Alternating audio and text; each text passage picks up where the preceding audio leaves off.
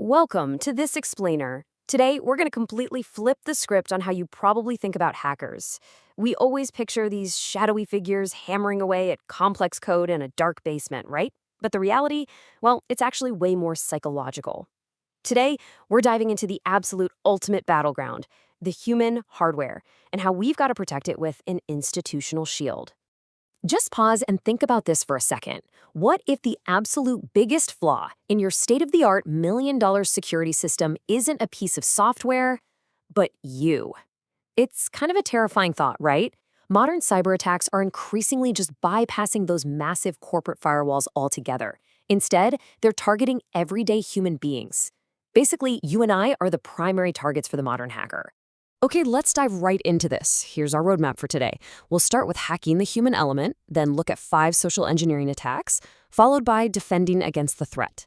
Then we'll shift gears to organizational defense and enter the NIST framework, wrapping the whole thing up with the 6 core cybersecurity functions. Section 1. Hacking the human element, when people are the weakest link. It really all boils down to what the cybersecurity world calls social engineering.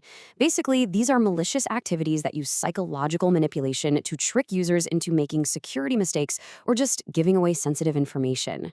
What makes this threat so incredibly dangerous is that it relies entirely on human error. Attackers aren't out there hunting for some obscure bug in your operating system. They're hacking human feelings. They manipulate our natural greed, our curiosity, or even our fear. And because humans are, unpredictable, these attacks are actually way harder to spot and stop than your traditional malware intrusion. Section 2. 5 social engineering attacks, recognizing the tactics. There are 5 super common forms of digital social engineering assaults that you absolutely need to recognize: baiting, scareware, pretexting, phishing, and spear phishing. Let's break these down one by one. First up is baiting, and this brilliantly illustrates how attackers use our own curiosity right against us. Picture the scenario from the source material. An attacker leaves a malware-infected flash drive just sitting in a company parking lot, or maybe an elevator, but they don't just leave it blank, right? They slap a massive, highly conspicuous label on it that says payroll. Someone finds it, gets naturally curious about what their coworkers are making, and plugs it right into their work computer. Boom, malware is automatically installed.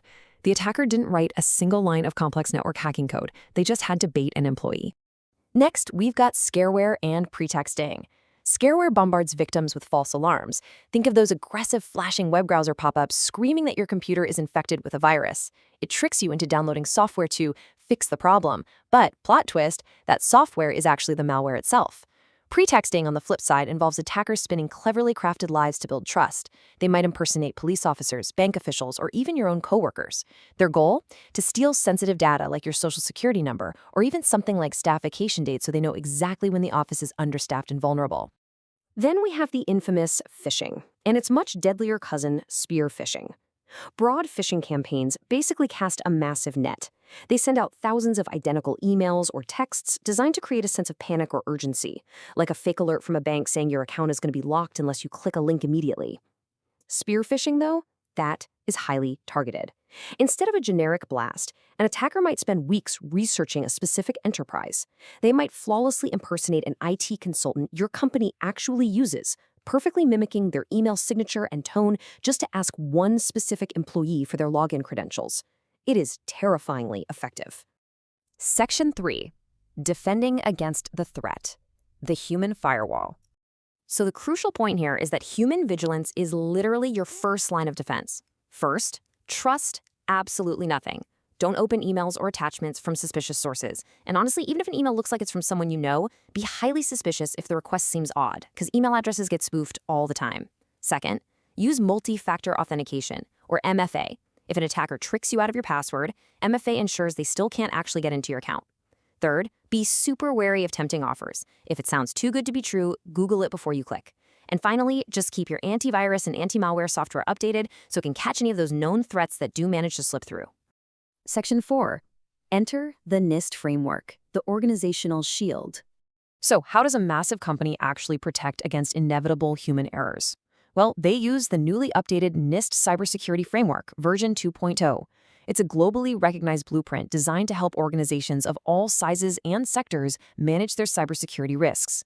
Now, what's really interesting about this updated version is the brand new core edition sitting right there in the center, Govern. This really emphasizes that cybersecurity isn't just an IT department problem anymore. It's a fundamental business strategy that requires top-level governance, policies, and oversight to inform literally all the other functions around it. To understand how well an organization is actually applying this governance, they measure their cybersecurity rigor across 4 CSF tiers. It starts down at Tier 1 partial, which basically means responses to threats are pretty informal or ad hoc. Then it moves up to Tier 2, risk-informed, and Tier 3, repeatable, where processes are actually formally approved in standard policy across the whole company. Finally, you reach the gold standard, Tier 4, adaptive. This means the organization is highly agile, continuously learning from the threat landscape, and rapidly improving its defenses on the fly. Section 5. 6 core cybersecurity functions. The continuous cycle. The NIST core is built on 6 distinct functions. We already touched on Govern, which establishes the high-level strategy and policy. Then we have Identify, which means thoroughly understanding your current risks and assets. And Protect, which involves using proactive safeguards like identity management and security awareness training. Now, those functions help prevent incidents from happening in the first place. But hey, no system is perfect, so the cycle continues. Detect focuses on finding attacks and anomalies quickly. Respond covers taking action to contain an active incident. And Recover is exactly how you get operations back online and restore affected assets. Those final 3, they're all about handling the aftermath of a breach as smoothly as possible. Let's see how this builds, because these 6 high-level functions are really just the starting point. They break down into specific categories, which group related cybersecurity outcomes, and then they drill down even further into highly specific subcategories. This structure is actually brilliant because it takes those massive high-level organizational goals and translates them down into detailed, actionable implementation steps for the technical teams operating on the ground.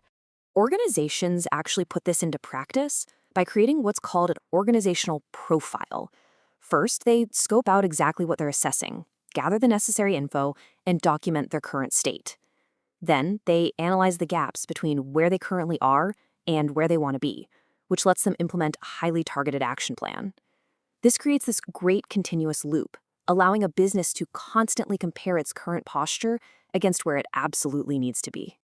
As the NIST framework itself states perfectly, cybersecurity risks are expanding constantly, and managing those risks must be a continuous process. This is a super vital takeaway from this explainer. Whether you're teaching your employees how to spot a clever social engineering attack, or you're securing a massive global IT supply chain, cybersecurity is an ongoing journey. It is absolutely not a one-time checklist that you just complete once and forget about. Which brings us to our final thought.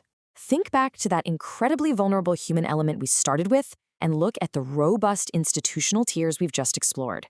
The question you really have to ask yourself and your organization is this: are you just reacting to threats as they happen, or is your organization truly ready to adapt? Because in a world where a single moment of human curiosity can trigger a massive crisis, being proactive isn't just an option anymore. It's your absolute best shield. Thanks for joining me on this explainer. Stay secure and keep learning.